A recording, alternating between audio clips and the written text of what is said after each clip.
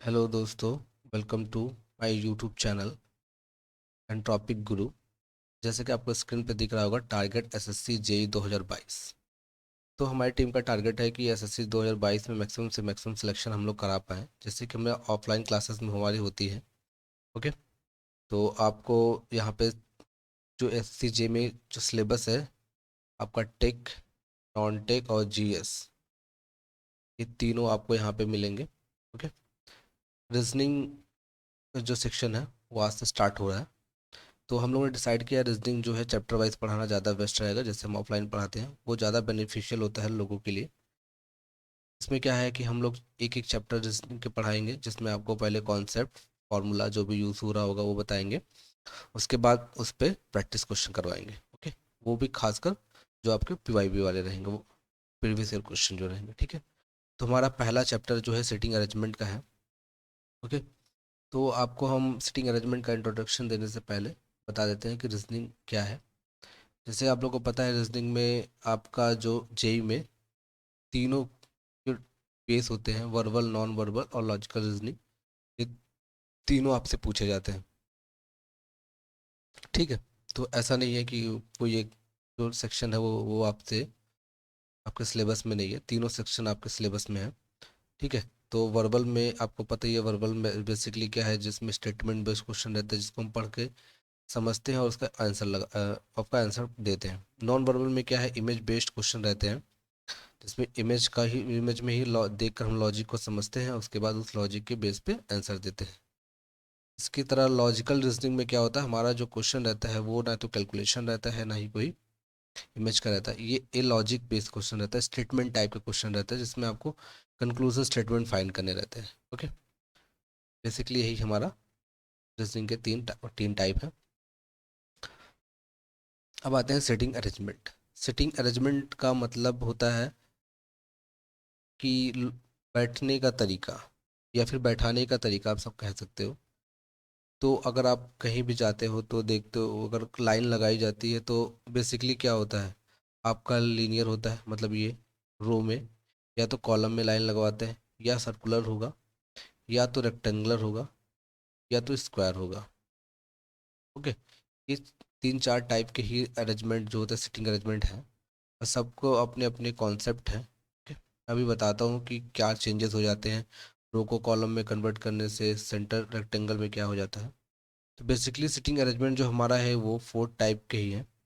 Linear और double row arrangement में कोई डिफरेंस नहीं है, बस इसमें एक लाइन रहता है, इसमें दो लाइन हो जाता है। दोनों का कॉन्सेप्ट एक ही है, बस डिफ़िकल्टी लेवल इंक्रीज करने के लिए डबल रो अरेंजमेंट का यूज़ होता है, क्वेश्चन अगर आते हैं तो। इसी तरह सर्कुलर और हमारा जो रेक्टेंगल अरेंजमेंट है, या फिर स्क्वायर अरेंजमेंट आप कह लो, इनका भी कॉन्सेप्ट एक है, बस ये टाइप नेम अलग अलग है। मतलब 100% कॉन्सेप्ट एक जैसा ही रहता है। बस क्या है कि सर्कुलर में क्या है, कॉर्नर फेस नहीं मिलेगा, इसमें क्या है कॉर्नर फेस मिलता है, तो थोड़ा सा क्वेश्चन को इसमें चेंज करते हैं बस। बाद बाकी कॉन्सेप्ट जो हमारा है लगभग सेम है। तो अगर आप सिटिंग अरेंजमेंट का क्वेश्चन सॉल्व किए होंगे तो आप देख रहे पढ़े होंगे, तो उसमें हमेशा आपको दो ही टाइप का स्टेटमेंट मिलता है। एक स्टेटमेंट रहता है डायरेक्ट इन्फॉर्मेशन, एक है इनडायरेक्ट इन्फॉर्मेशन। डायरेक्ट इन्फॉर्मेशन का मतलब क्या है कि जो आप स्टेटमेंट पढ़ो, आपको समझ में आ जाए कि ये पर्सन इस पोजीशन पे ही बैठा है, जैसे कि A sitting next to the B. तो ये क्या है, इनडायरेक्ट इन्फॉर्मेशन, क्योंकि नेक्स्ट में है तो कहाँ पे है पोजीशन नहीं पता चला ना। अगर हमने बोला कि ए बी के बगल में है, तो बगल में कहीं भी हो सकता है, अगर पांच आदमी बैठे हैं तो ए कहाँ पे है तो पता नहीं चला, तो ये इनडायरेक्ट इन्फॉर्मेशन के केस में आता है। डायरेक्ट इन्फॉर्मेशन में जैसे ए बाएं से दूसरी तरफ है, ए बी के बाएं से दूसरी तरफ है, तो आपको पता चल गया जो बी कहाँ बैठा हुआ, ए कहाँ बैठा हुआ है। ओके, ये चीज़ें आपको, तो ये हमारा जो होता है वो डायरेक्ट इन्फॉर्मेशन में आता है। क्लियर। अब हम आपको कॉन्सेप्ट बता देते हैं कि कुछ चीज़ें जो है आपको पता होनी चाहिए। इसको आप ट्रिक कहो या फिर कॉन्सेप्ट कहो, दोनों एक ही है।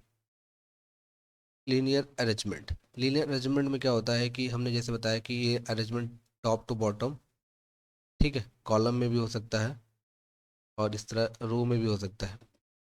लेकिन इसमें एक चेंजेस आ जाती है फेसिंग की। अगर लीनियर अरेंजमेंट है, अगर हमसे बोला गया है नॉर्थ फेसिंग है, तो हमारा राइट जो होता है वो राइट ही रहता है, लेफ्ट हैंड हमारा लेफ्ट हैंड ही काम करता है। ठीक है, मगर अगर फेसिंग हमारी साउथ हो जाती है, ठीक है, मतलब साउथ नीचे की तरफ, आपको पता ही होगा ना, ये है डायरेक्शन नॉर्थ, ये है साउथ। ओके, तो ये डायरेक्शन हमारा जो अगर साउथ की तरफ फेसिंग है, तो यहाँ पे हमारा जो हमारा लेफ्ट हैंड है वो राइट हैंड हो जाता है, और राइट हैंड हमारा जो है लेफ्ट हैंड में हो जाता है। क्लियर, ये चीज़ आप दिमाग में रखिएगा।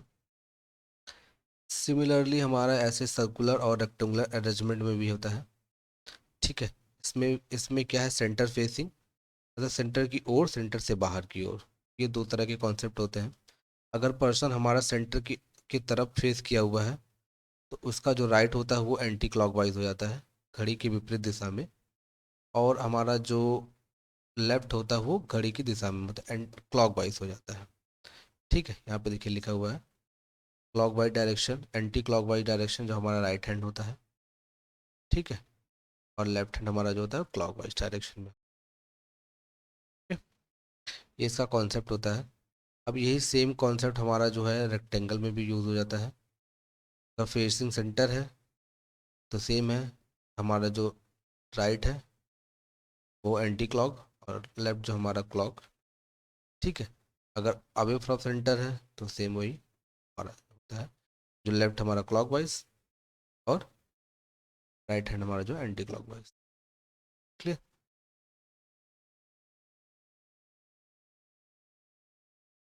मैंने ये चीज़ बता दी आपको, away from centre, centre away. ठीक है, वही है क्लॉक और एंटी क्लॉक जो मैंने बताया आपको। या अवे अगर सेंटर से कि दूर और जा रहे हैं, अगर फेस किया है सेंटर से दूसरी ओर फेस किया है, ठीक है, तो ये हमारा लेफ्ट जो होता है वो राइट ये हो जाता है। Clear, clock anti clock wise changes हो जाते हैं। तो ये बेसिकली जो कॉन्सेप्ट था मैंने बता दिया आपको। यही इसी टाइप के अरेंजमेंट होते हैं, या तो लीनियर होगा, या तो कॉलम होगा, या तो रो में होगा, या सर्किल में होगा, या रेक्टेंगल में होगा, या तो स्क्वायर में होगा। ठीक है, इसी सीटिंग अरेंजमेंट पे होंगे। जो फ्लोर अरेंजमेंट अगर आप पढ़ते होंगे तो floor, first floor second floor, वो भी टॉप टू बॉटम, मतलब एक कॉलम अरेंजमेंट ही का ही कॉन्सेप्ट उसमें लगता है। ठीक है, तो हम आपको अभी दो क्वेश्चन कराएंगे आज। एक है आपका लीनियर पे रहेगा, दूसरा सर्कुलर पे। ठीक है, कल के वीडियो में आपको हम केवल क्वेश्चन कराएंगे सिटिंग अरेंजमेंट से रिलेटेड, पॉसिबल जितने भी क्वेश्चन हो सकते हैं।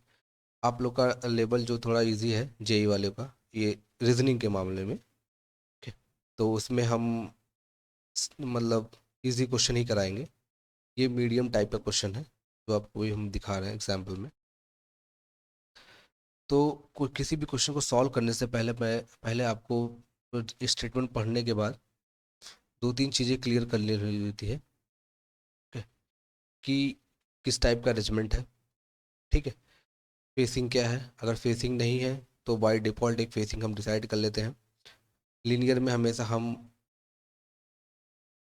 नॉर्थ वाला फेसिंग डिफ़ॉल्ट करते हैं। सर्कुलर में अगर नहीं दिया है फेसिंग किधर, तो सेंटर वाला बाय डिफ़ॉल्ट हम लोग लेते हैं। ये जो हमारा एग्जामिनर मान के चलता है, अगर हम फेसिंग नहीं दिए हैं तो स्टूडेंट जो हमारा है वो लीनियर में क्या है, वो नॉर्थ फेसिंग लेके चलेगा, और सर्कुलर में जो है वो सेंटर फेसिंग लेके चलेगा।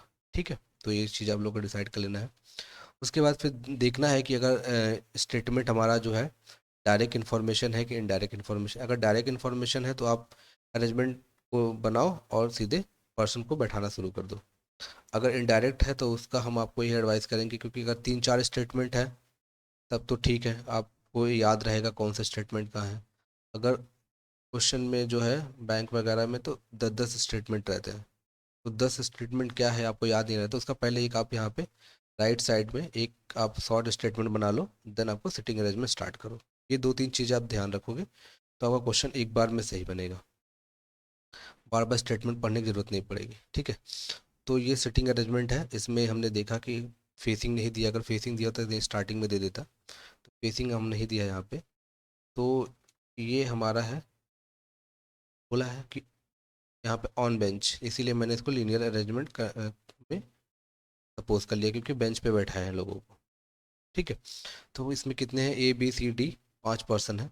तो 5 का पहले प्लेस बना देते हैं हम, 1 2 3 4 एंड 5। अब इसको बाय डिफ़ॉल्ट हम लोग 9 सेंटर कर लिया, ठीक है। ओके, अब स्टेटमेंट पढ़ते हैं। तो हमसे क्या बोला है, पहला स्टेटमेंट देखो अब, A is sitting next to B. अब ए बी के बगल, इसका मतलब समझ रहे हैं आप, ये इनडायरेक्ट इन्फॉर्मेशन है, तो इसीलिए हमको पहले ये शॉर्ट इन्फॉर्मेशन बना लेनी है। ए जो है बी के बगल में, इज नेक्स्ट टू बी, ठीक है। इसके बाद सी इज नेक्स्ट टू डी। सी जो हमारा है वो डी के बगल में है। एंड डी इज नॉट, देखिए यहाँ पे दिया है, हाँ, D is not sitting near to E, मतलब डी जो है ई के आसपास नहीं है, ठीक है। But who is sitting bench left and, ठीक है। वो जो सेट किया, मतलब जो ई हमारा ई के आसपास नहीं है, मगर ई जो है वो बेंच के लास्ट एंड पे, लेफ्ट एंड पे बैठा हुआ है, इसका मतलब यहाँ पे हमारा ई होगा, ठीक है। एक स्टेटमेंट हमें यहाँ पे और लिखना है कि डी जो हमारा है वो ई के आसपास नहीं, ठीक है। इसके बाद बोला C is second from the right position, right position, ठीक है। C is the second from right position. Right position हमने जैसे बताया था कि नॉर्थ फेसिंग में राइट ये होता है, लेफ्ट हमारा ये होता है, तो राइट पे सेकंड, राइट से सेकंड पोजीशन पे है, तो यहाँ पे हमारा क्या है, सी है, ठीक है। इसके बाद बोला B and E are to right of A, मतलब हमारे जो बी है और ई है, ये आप, जो मैं अभी लिख रहा हूँ ये आप 2-3 स्टेटमेंट में ये मत लिखिएगा। मैं बस आपको ट्रिक बता रहा हूँ कि सॉल्व करने का, अगर 10-20 स्टेटमेंट वाले क्वेश्चन रहते हैं, 10 मैक्सिमम रहते हैं, 10-12, तो आप ये लिखना जरूरी समझिएगा, अदरवाइज आप दिमाग में रख के भी आप कर सकते हो ये। इसके बाद बोला A C are set next to one other, मतलब ए सी जो है एक दूसरे के आसपास है जहाँ भी है, ठीक है। What is a sitting position, अब हमें देखना है। अब हमसे क्या बोला है, देखो स्टेटमेंट ए बी के बगल में है और सी डी के बगल में है। अब आप देखो जो डी है वो ई के आसपास नहीं है, ठीक है। अगर सी और डी के बगल में है तो डी हमारा यहाँ पे हो सकता है, इस वाले पोजीशन पे भी हो सकता है और इस वाले पोजीशन पे भी हो सकता है, ठीक है, ओके। बट बी और ई ए के राइट में है, समझ सकते हो आप, बी और ई, इसका मतलब अगर ए यहाँ पे होगा, अगर हम यहाँ पे ए नहीं रख सकते क्योंकि बी और ई हमारा ए के राइट में, तो ई यहाँ पे ऑलरेडी है, तो बी हमारा या तो यहाँ होगा या तो यहाँ होगा। ए और सी आसपास है, तो ये कंफर्म हो गया कि ए यहाँ पे ही होगा, ओके। अगर ये यहाँ पे होगा तो डी यहाँ पे होगा, क्लियर। अगर डी यहाँ पे होगा तो हमारा रास्ता कौन है, A B C D E B, okay. अब ये देखिए हमारा सारा स्टेटमेंट फॉलो हो रहा है। ए जो बी के बगल में है, सी जो डी के बगल में है, डी जो ई के आसपास नहीं है, बी और ई ए के राइट में है, ठीक है, और ए सी आसपास है, okay। तो हमारा ये अरेंजमेंट कंप्लीट हो गया। अब हमसे पूछा गया what is a sitting position, हमारा ए क्या है, ए जो हमारा है वो बी और सी के बीच में है, ओके। तो ये थोड़ा सा इजी क्वेश्चन था। मैंने ये जो मेथड आपको बताया है ना, ये वाला, कि आप पे शॉर्ट में लिखो, ये आपके बैंक के एग्ज़ाम वगैरह में जो बड़े स्टेटमेंट वाले हैं, बहुत हेल्पफुल होता है, क्योंकि उसमें एक क्वेश्चन पे 5 क्वेश्चन रहते हैं। अगर आपने इस स्टेटमेंट को प्रॉपर एक बार में सही कर दिया 5-7 मिनट देके, तो 5-7 मिनट में आपके 5 क्वेश्चन हो जाते हैं, ओके। चलते हैं नेक्स्ट क्वेश्चन पे। नेक्स्ट क्वेश्चन हमने लिया है सर्कुलर अरेंजमेंट, ठीक है। तो जैसे मैंने बताया था सर्कुलर अरेंजमेंट में भी वही सेम कॉन्सेप्ट इसमें भी होगा कि आपको पहले ये देखना है कि इन्फॉर्मेशन किस टाइप का है, फेसिंग क्या है, सर्कुलर है कि रेक्टेंगुलर है, क्या है। अब देखो यहाँ पे 8 लोग हैं, PQRSTUV, W are sitting round circle,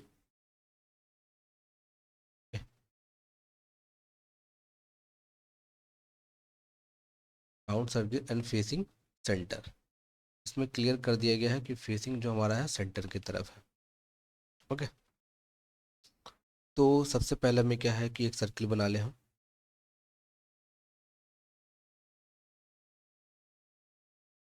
ठीक है, इसका फेसिंग सेंटर है, तो 8 लोग को बैठा दें, 1 2 3 4 5 6 7। ओके, 8 लोग को हमने बैठा दिया, पोजीशन बना दिया मतलब।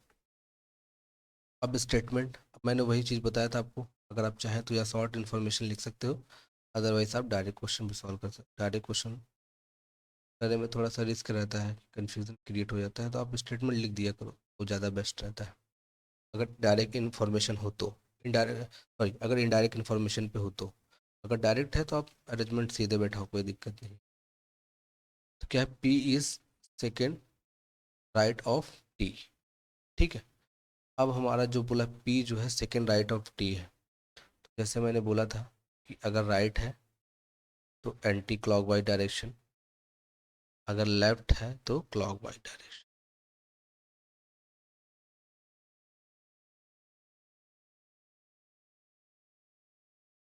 तो हमारा ये है P is second right of T. तो ऑफ टी को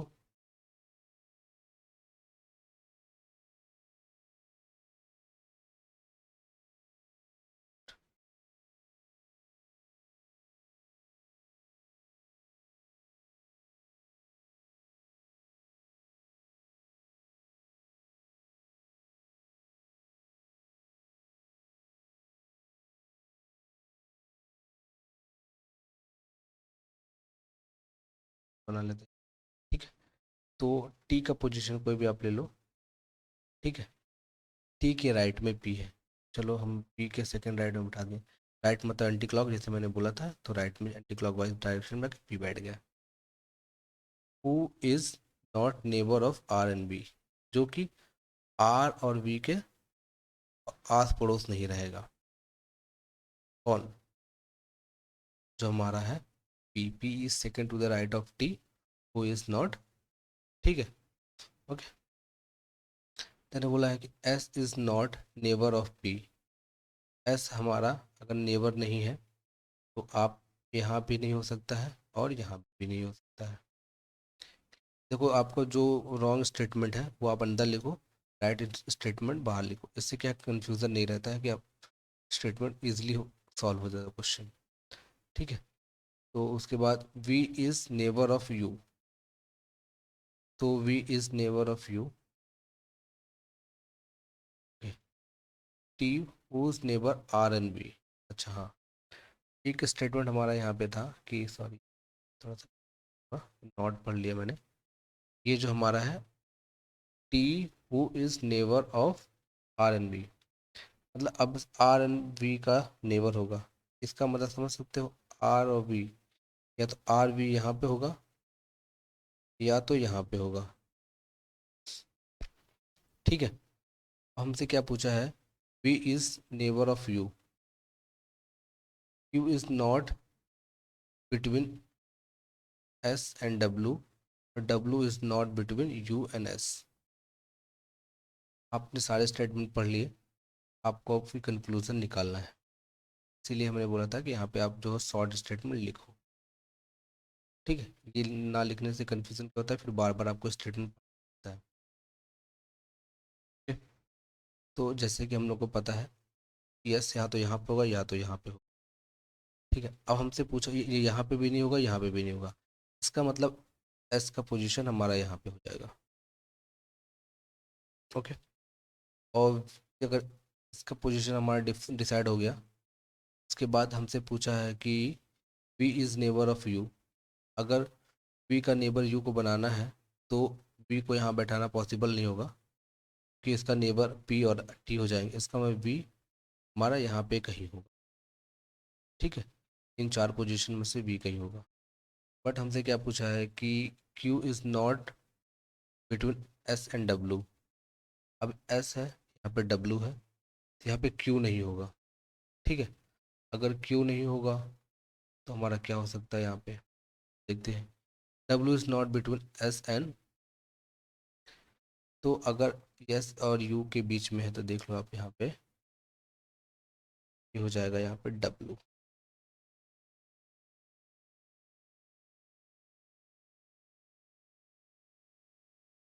देन हमारा Q is not between S and W, तो क्यू हमारा यहाँ पे हो जाएगा,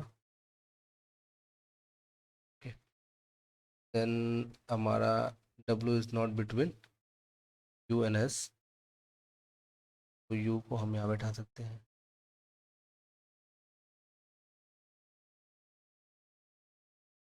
फर्स्ट कौन जाता है, T, O R S T U B,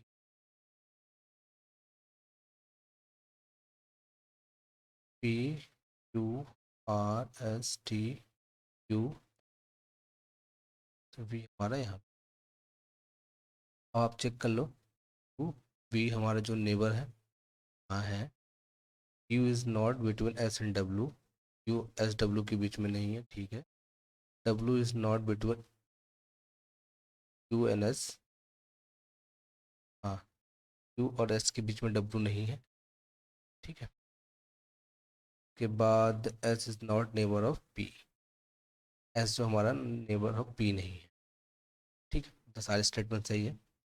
तो पूछा which of the following is not neighbour, आप देख सकते हो आर बी, आर और बी नेबर नहीं है, यू बी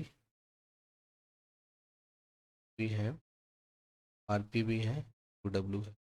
ऑप्शन फर्स्ट हमारा जो है वो करेक्ट होगा। तो नेबर, क्योंकि देखो यू भी आपका नेबर है, आर पी भी नेबर है दूसरे के, और डब क्यू डब्ल्यू भी नेबर है एक दूसरे के, ओके। केवल जो आर और वी हमारे हैं वो नेबर नहीं, आर यहाँ पे है और वी हमारा यहाँ, एक दूसरे के नेबर नहीं, नहीं आसपास।